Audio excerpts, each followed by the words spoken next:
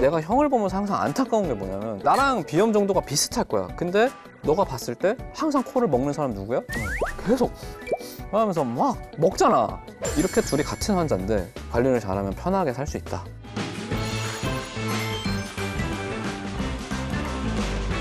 최근 10년간 아토피 피부염이나 뭐 알레르기성 비염 같은 알레르기 질환이 꾸준히 증가하고 있거든. 그 중에서도 20대 진단 비율이 가장 높은 걸로 나타났어. 아, 20대가? 질병관리청에서 발표한 거에 따르면은 성인 알레르기성 비염 진단 경험률이 2010년에는 한 15%, 2020년에는 18%에서 19%까지 증가를 했고 엄청 늘었네? 크게 늘었대. 내 주변 환경은 내가 관리할 수 있지만 여기 왔는데 에어컨 틀어져 있어. 그러면은 다른 사람 다 더운데 내가 비염 있으니까 끕시다. 보이지 않았어? 아까 그랬잖아. 무슨 소리 하는 거야? 지금 껐잖아. 춥지 않냐고 물어봤지. 내가 봤을 때 이 형 집중 못하는 나 왜 거는 이렇게 집중- ADHD도 있지만 비염 때문도 있어. 그럼 그 두 개 같이 치료받으면 진짜 막 대통령 되는 거 아니야? 진짜. 노벨상 받고. 나중에 막 어떻게 살아? 히포크라테스 다 발굴되고 막 여기도 나왔을 때 우 대통령님이 막 이렇게 해서 막 환절기가 찾아오면은 비염이 내 창궐하지. 아, 가을은 진짜 피할 수 없는. 오늘 그 비염에 대해서 얘기를 좀 해보려고 해. 알레르기성 비염은 어떤 질환이야? 사실 우리가 비염이라고 하면은 알레르기성 비염을 자연스럽게 떠올리잖아. 맞아. 그래서 사실 사람들 중에 비염은 알레르기성 비염만 있는 줄 아는 사람도 되게 많아. 근데 따지고 보면 알레르기성 비염은 전체 비염의 한 45% 정도야. 반토막 정도. 반토막도 사실 안 돼. 다른 비염도 굉장히 많거든. 근데 이제 이 질환은 어떤 질환이냐면 쉽게 말하면은 우리가 그렇게까지 반응하지 않아도 되는 물질에 대해서 과도하게 반응하는 거야. 민감한 거지. 과민 반응을 하는구나. 예를 들어서 재채기 같은 경우에는 내 몸 안에 뭔가 해로운 물질이 들어왔을 때 밖으로 내보내기 위해서 하는 거잖아? 그 한 번이면 되는데 재채기를 한 번이 아니라 계속 과민해서 하는 거고 다른 물질이야. 밖에서 왔어. 몸 외부 밖에서. 물질. 그러면은 이게 알레르기 질환이 없는 사람은 바깥에서 왔네? 먹어서 없애야지. 대식세포라는 애들이 나타나가지고 대식작용을 해. 그래서 싹 먹어버려. 없애. 근데 알레르기 질환이 있는 애들은 큰일 났다. 이거 어떻게 해야 되지? 우리 몸 이거 비상소집해. 그 신경전달 물질을 막 내보내. 대표적으로 히스타민 같은 것들. 그래가지고 재채기 나고 막 콧물 나고 막 이거 빨리 내보내야 되니까 얘를. 그렇게 만드는 거야. 그렇지 않아야 되는데 약간 쓸데없이 과민 반응을 하는 것. 아무것도 아닌데 이렇게 하는 게 알레르기성. 어떻게 보면은 그냥 성냥 한 번 킨 건데 그걸 호 불어서 끌 걸 막 소방차를 막 10대 불러가지고 막 방에다가 이제 생일 케이크 꽂아놨는데 갑자기 이거 돼가지고 소화기 뿌리고 물 지방 다 뿌리고 날라왔는데 그 지방이 내 몸인 거지. 이러면서. 그런 거구나. 내가 생각해도 되게 비율 잘한 것 같은데? 비율을 너무 잘한 것 같지 않아 지금? 이거 이렇게 잘라주시고. 그러면 이제 뭐 알레르기성 비염의 증상, 재채기, 콧물? 나 이 정도만 기억이 간지러운 코막힘. 그래.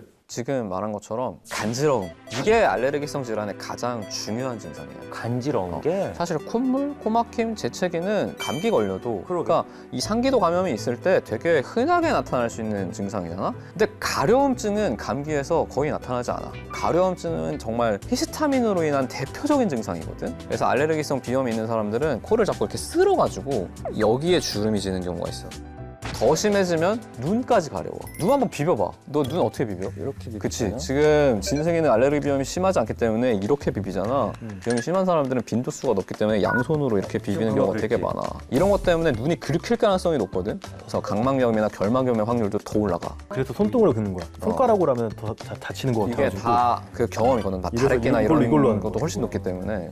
이 알레르기성 비염의 원인이 뭐야? 이건 사실 면역 질환이라고 보면 돼. 그러니까 면역 세포들이 헷갈려서 생기는 건데, 그래서 이런 거는 좀 유전적인 경향이 있어. 그래서 부모 중에 한 명이 알레르기성 비염이면 이제 자녀가 한 25%에서 30% 정도 알레르기성 비염을 앓을 수 있고, 둘 다 그렇다. 그러면 75에서 80% 정도. 창윤이 형이랑 와이프가 다 있잖아 비염이. 우리 아이들도 다 알러지가 있어. 있어. 사실 우리도 그래. 우리도 애들 다 있어.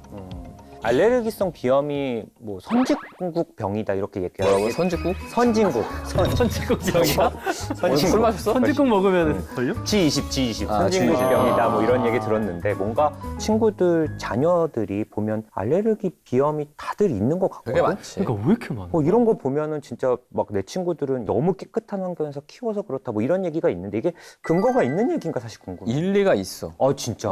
이게 상대적으로 더럽다고 인식되는 항원에 의해서 교육받을 기회가 적어. 그러니까 이 우리 면역 세포들이 못 배우는 거야. 온실 속의 화초처럼 계속 깨끗한 것만 있으니까 이게 얘네들이 배울 수가 없어. 옛날에 생각해봐, 놀이터.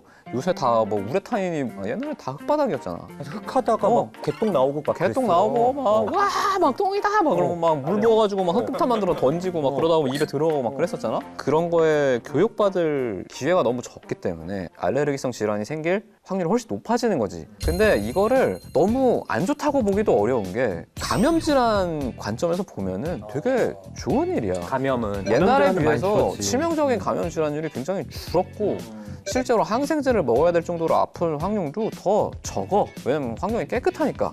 그래서 이쪽이 더 유익이 크긴 하지만 지나치게 청결을 강조하는 것도 반드시 좋은 건 아니다. 이런 걸 이제 생각을 해봐야지. 사실 알레르기성 비염하면 환절기 많이 떠올리잖아. 근데 여름철에도 비염 환자 엄청 많아지고 있거든. 일반적으로 사실 여름은 따뜻하고 우리나라는 특히 또 습도가 엄청 높기 맞아, 때문에 맞아. 이게 좀 불쾌할 수 있지만 코만 생각하면은 코 건강에는 되게 좋아. 그게 오히려 좋다. 따뜻하고 습한 공기가 들어오니까 코가 일할 일이 별로 없어. 차갑고 건조한 공기를 따뜻하고 습기가 차게 해서 폐에 보내는 게 코의 역할인데 이미 밖에서 해줬잖아. 쉴 수 있네. 얘가 그냥 편안한 거야. 어. 코 안 전막이 원래 좋아져야 돼. 근데 요새는 뭐 에어컨, 에어컨 같은 냉방기기는 일단 건조해지잖아, 얘가. 그치. 온도 팍 떨어지고 이러면은 이제 비염이 잘 생길 수 있고. 이게 따뜻한 데 있다가 에어컨 있는데 딱 들어가면 간지럽게 기침 나고. 내가 옛날에 되게 오랜만에 와 이거 죽겠다 싶었던 게 형 차를 딱 탔는데 에어컨 딱 키니까 냄새가 나. 곰팡이 냄새가. 아 그래? 형처럼 이제 필터를 관리 안 했다. 그 안에 이제 먼지, 진드기, 곰팡이, 세균 폐렴 안 걸리게 죽지 다행이네. 않는 게 다행이야. 그런 게 생겨가지고 이 비염을 유발할 수 있지.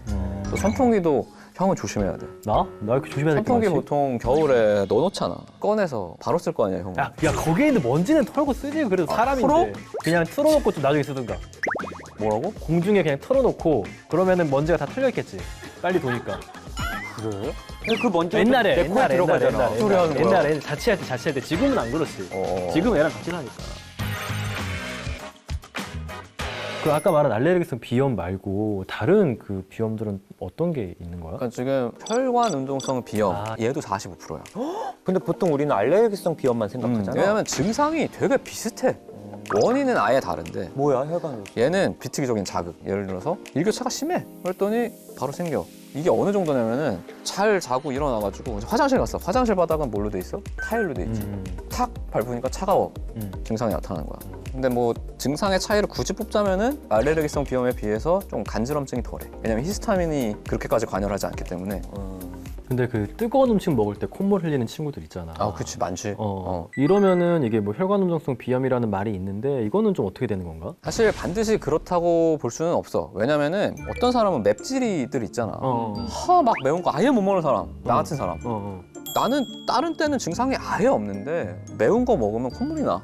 이 사람은 매운 걸 못 먹는 사람인 거지. 혹은 뜨거운 음식이 힘들 정도가 다를 수도 있잖아. 어떤 사람은 막 뚝배기에 막 밥 말아 먹어서 먹는데 어떤 사람은 그게 안 돼서 시켜가지고 그냥 살짝 먹어야 되는 사람? 그럴 수 있기 때문에 반드시 그렇다고 볼 수는 없지. 근데 아무래도 혈관 운동성 비염이 있는 사람들이 그러한 뭐 뜨겁거나 매운 음식을 먹었을 때 자극에 약하기 때문에 증상이 나타날 가능성은 높지. 혈관 운동성 비염은 노인성 비염이라고도 들은 것 같아서. 사실 이거는 잘못된 얘기야. 엄밀히 그래요? 말하면은. 약간 내가 듣기로 알레르기는 좀 젊은 층, 혈관성 운동은 좀 노년층, 약간 이렇게 그냥 생각을 하고 있었거든. 노인성 비염은 사실 나이가 들면은 이게 점막 기능도 떨어지거든. 그래서 이제 발생하는 비염을 노인성 비염이라고 불러.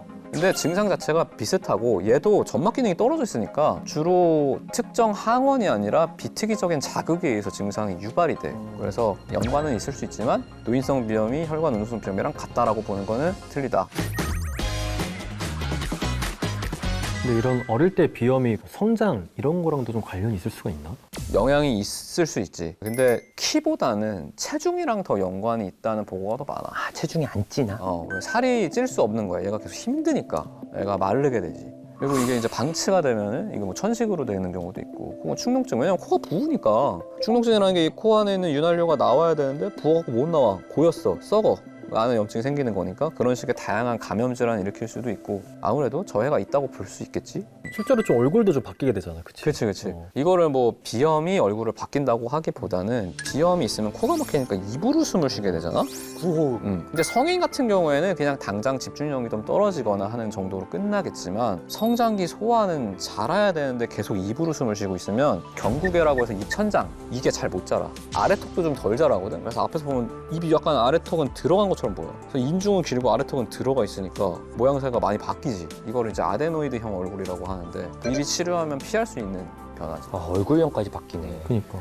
근데 이게 비염이 또 치과 질환이랑도 연관이 있다고 얘기 들었는데 그건 뭐야? 이게 치과 쪽에 되게 저명한 저서가 하나 있어. Shut your mouth and save your life. 입을 다물고 너의 삶을 살려라. 이런 거거든.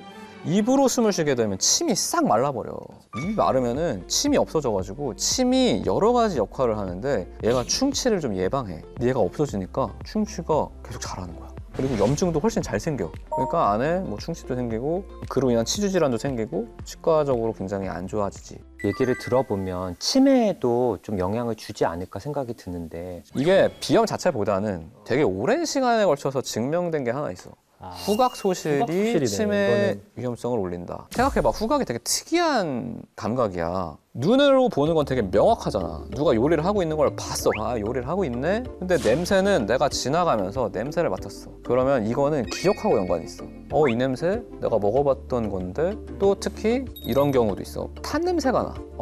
탄 냄새가 나네. 아까 내가 물을 올렸나? 이것도 기억을 되짚고 위험을 감지할 수 있지. 그래서 이게 굉장히 강력하게 머리를 자극하는 감각이거든. 이게 이제 떨어져 있으면 치매 유병률이 올라갈 수밖에 없어. 어쨌든 진짜 여러 가지 감각 중에 하나가 좀 없어지는 거니까. 그렇지. 그러니까 비염이라기보다는 어떤 후각 손실. 근데 비염이 되게 흔한 원인이거든. 후각 소실에. 알레르기성 비염은 치료 방법이 어떻게 돼? 그냥 약을 먹으면 되는 건가? 알레르기성 비염은 사실 진단을 하고 그 원인을 파악하는 게 굉장히 중요해. 왜냐면 그 원인을 회피하는 것만으로도 증상이 굉장히 많이 좋아지기 때문에. 아니면 뭐 내가 지금 당장 꽃가루 터져가지고 죽겠다 이렇게 됐어. 그럼 빨리 약 먹어야지. 근데 내가 예상을 해. 나는 한 9월 1일부터 요쯤 되면 생겨. 찬바람이 불면. 찬바람이 불기 시작한다. 그러면 미리 처방받을 수 있는 약이 있거든. 국소 스테로이드성 스프레이야. 보통 하루에 한 번 뿌리면 되고 이게 단일 약제로서 증상 조절이 가장 강력하고 부작용도 사실 거의 없어. 약은 뭐 졸릴 수도 있고 이렇잖아. 근데 얘는 그런 것도 없고 스테로이드란 이름이 붙었지만 국소적으로만 작용하기 때문에 전신 부작용도 제대로 사용했다면 없다고 보고돼 있고 3년 이상 써도 괜찮다는 보고가 있어. 단점이 있다면 증상이 개선되는 데까지 일주일이 걸려. 그거 참기 쉽지 않아. 지금 당장 힘들어 죽겠는데 이거 뿌리는 건 의미가 없잖아. 그래서 내가 알고 있거나 아니면 연중 계속되는 사람이다. 그러면 이걸 사용하는 게 좋지. 근데 나 지금 든 생각인데 그런 건 어때? 알레르기 상황에 일부러 나를 막 노출시켜서 이 자극에 좀 둔감해질 수 있는 그런 방법은 없나? 그러니까 뭐 꽃가루에 내가 알레르기면 과다 노출. 거기에 노출을 많이 홍수법. 시키면은 멋있는 생각이네. 멋있는 그거는 생각이야. 불가능한. 고통스러울 것 같은데? 예, 불가능하다가 보면 돼. 어. 너무 고통스럽고 오히려 천식으로 이제 이행을 할 수가 있어. 바닥에 계속해서 자극되면. 왜냐면 이게 과도하게 반응이 일어나면 알레르기 반응이 아니라 엔지오아데메라 그래서 아나필락시스가 생길 수 있어. 그럼 입술 붓고 해가지고 숨 못 쉬어가지고 응급실 가. 콧물이랑 간지럼 이상으로 좀 그 목숨이 정도에 위협할 거치지 정도로. 않고 점막이 붓기 시작해서 숨을 못 쉴 수 있거든. 그래서 그런 발상은 굉장히 위험할 수 위험하고 있네. 지금 일부러 한 질문이 아니라 본인이 직접 그렇게 생각을 했다. 이제 공부를 더 하셔야 되고 큰일 나는 발상이지. 그러면 일단 내가 알레르기성 비염이다. 그러면 평소 생활 환경에서 뭐 할 수 있는 그런 부분들이 있을까? 좀 예방을 위해서? 일단은 검사를 해서 유발하는 항원이 뭔지 알아야지. 그래서 그 항원을 회피해야지. 예를 들어서 진먼지 진드기가 원인이다. 그러면은 이불 계속 일광건조 시키고 진먼지 진드기가 잘 못 자라는 소재로 만들어진 이불과 침구류가 있어. 그런 걸 좀 구비하는 게 좋겠지. 그다음에 꽃가루가 원인이다? 그럼 꽃가루가 날린다고 일기예보 보면 항상 나오거든. 그때는 좀 외출 피하거나 마스크 쓰고 좀 청결하게 실내를 관리하고 지금 너무 깨끗하지. 필터도 좀 하고 지금 뭐 선풍기 날개도 닦고. 필터는 갈아야겠네. 근데 그 혈관운동성 비염 치료가 좀 어떻게 이루어지는지. 예를 들어서 아까 뭐 대리석 바닥이나 화장실 바닥에 발이 딱 닿아서 차가운 걸 느꼈을 때 나타나잖아? 그러니까 이제 수면 양말 같은 걸 신으면은 그런 거가 거의 없어져. 뜨겁거나 매운 음식 먹으면 콧물이 주르륵 난다 그랬잖아. 근데 오늘 상견례야. 어르신이 또 매운 걸 좋아하시고. 아니면 소개팅. 소개팅이야. 소개팅 때 뭐 콧물이 막. 상대가 예약을 한 데가 불닭집이야. 마라탕 쳤다 이거 어떡하지? 마라탕 먹고 막 그래. 그러면 이거 어떡해? 마라탕 국물이 줄질 않아. 마라탕 국물이 줄지 않는다고? 콧물 걷다 흘린다고? 뭐야, 저 더럽잖아. 아니 뭐 그럴 수 있지 않을까? 그런 경우에는 이제 항콜린성 스프레이가 있어.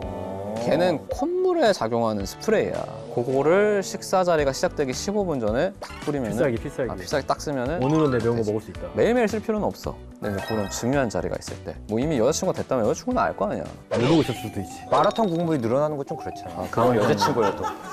그 정도로 나면 좀 그렇긴 하다. 소개팅 자주 하는 분들은 좀 도움이 되겠다. 이거 가지고 있어야지.